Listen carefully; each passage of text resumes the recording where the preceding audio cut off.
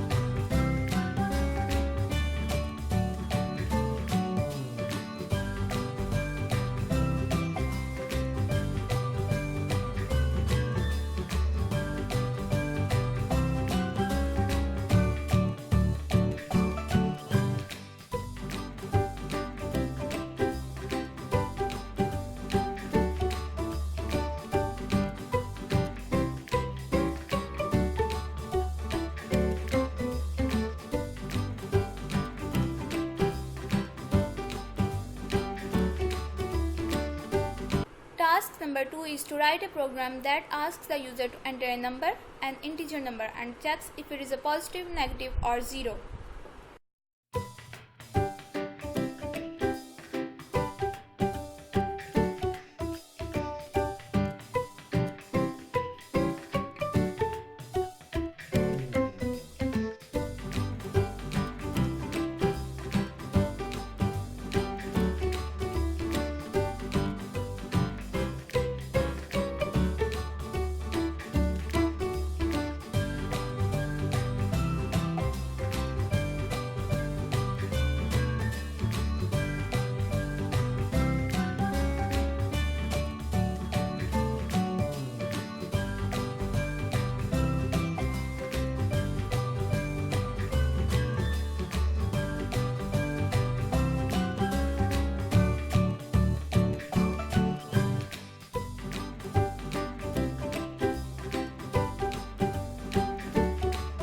Thank you for watching this video. Don't forget to like and share my video and subscribe my channel to watch more videos on C and C++.